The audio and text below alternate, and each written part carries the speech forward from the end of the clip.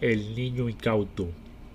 En la profunda noche, cuando la tenebrosa y temida hora ya ha sido superada, cuando ya todos yacen quietos y silentes en sus camas, bajo la divina y reconfortante seguridad de las cobijas de la cama, es entonces que el mundo se ve transformado en otro mundo, en un mundo insondable y tenebrosamente exótico. Los humanos no pertenecemos a este mundo, debemos mantenernos lejos de sus dominios, debemos mantenernos protegidos en la seguridad de las camas.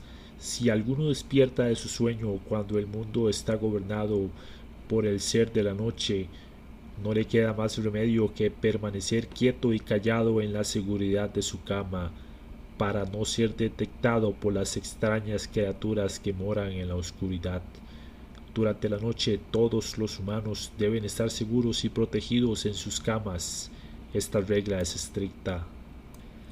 Sin embargo, hubo uno que fue lo suficientemente curioso como para romper esta regla. Él despertó en medio trance de viaje. Despertó cuando se encontraba a medio cruzar ese puente que nos lleva de un día a el otro, pasando por el profundo abismo de la noche oscura. No era la primera vez que lo hacía, ya otras veces lo había hecho. Se había despertado en medio trance y pudo ver un poco del mundo que todos temen, el mundo que no debe ser conocido. Contempló ese mundo desde la seguridad de su cama y pudo sentir que ese no era el mundo normal. Y aun después de entender tan pesada verdad, desde la seguridad de su cama se atrevió a preguntarse qué puede haber allá afuera. En otra ocasión, ese mismo curioso e incauto, en medio trance, decidió romper los tres grandes tabús del mundo de la noche profunda. Estos tres grandes tabús son el silencio, la oscuridad y el miedo. El atrevido incauto decidió abandonar su cama en medio de la noche solo para averiguar qué hay en la oscuridad. Si hay otros que abandonan el escondite, es solo cuando surge la necesidad de orinar, pero aún en tal excepción a la regla, la gente no deja de respetar las tres reglas de la noche: la oscuridad, el silencio y el miedo.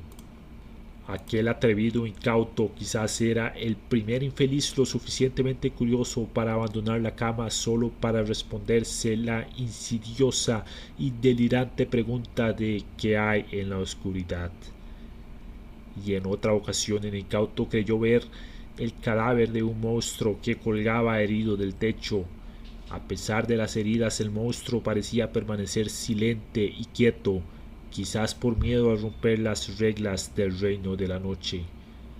A pesar de que la claridad del día le demostró al incauto que aquello no era más que ropa colgada de las cerchas del techo, él nunca quiso convencerse de dejar de pensar que aquello que él había visto entre la oscuridad era en realidad otra cosa. El incauto dejó la cama y a oscuras fue a la sala para saber cómo era su sala cuando era gobernada por los tres grandes tabús. Miró la oscuridad llena de formas extrañas, paseó la mano por el aire sin miedo para saber si podía tocar algo ahí.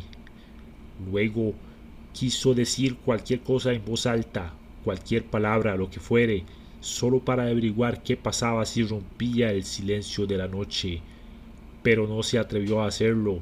Algo muy dentro de sus entrañas le dijo que aquello era completamente innatural y que no debía hacerlo. Entre la poca luz de su sala quiso ignorar el miedo que sentía, aunque ya podía ver mil formas extrañas flotando en la oscuridad. Entonces decidió hacer de verdad lo que antes solo había imaginado o hecho en sueños.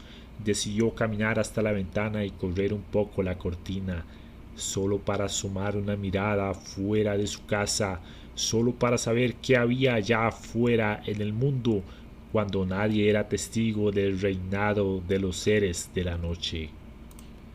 Pudo mirar el patio de su casa, miró algunos pocos de hierba, zacate y algunas de esas flores que llaman flores de China. Miró al callejón que entraba hacia su casa. Era un callejón de tierra, parcialmente iluminado por la lámpara pública de la esquina, o quizás era por la luz natural de la luna. Sin embargo, a pesar de reconocer la escena, todo se sentía muy diferente a otras veces cuando se asomaba la vista por la misma ventana, pero en horas del día.